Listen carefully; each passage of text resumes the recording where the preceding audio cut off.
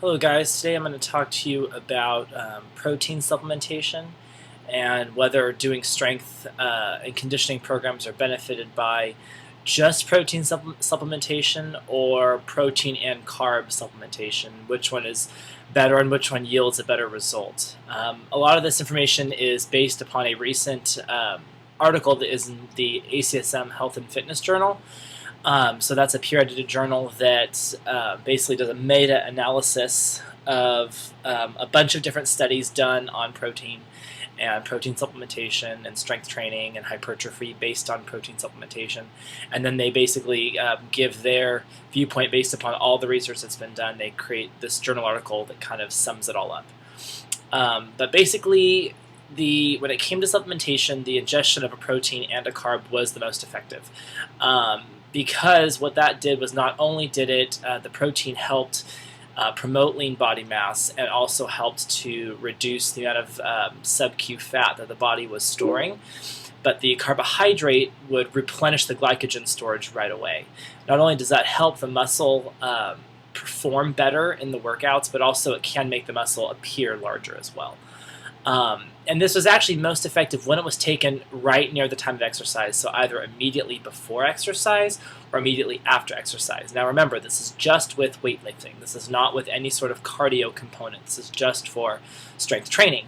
I would not advise someone to eat protein right before they go and do a bunch of cardio, but for weightlifting, what they found that if it was taken right before or right after the weightlifting bout, it aided in what's called myofibrillar protein synthesis.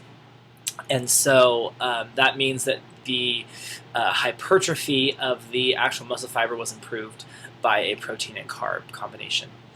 The pre and post-training supplementation was more effective than doing supplementation earlier or later in the day. So if you do it a couple hours before your workout or a couple hours after your workout, it will not be as effective in weight loss and lean body mass increase than if you did it just before or just after.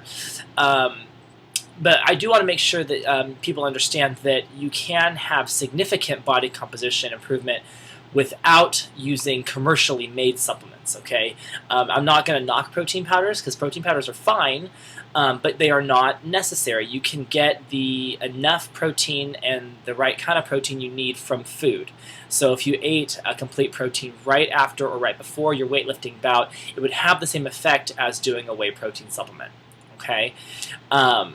It's recommended that a post-exercise meal should be about a half a gram of protein per kilogram of body weight, and again, that's kilogram, not pounds, and about 1 to 2 grams of carbs per kilogram of body weight. Now remember, you need to convert your body weight into kilograms, okay? If you're 150 pounds, that's roughly 70 kilograms.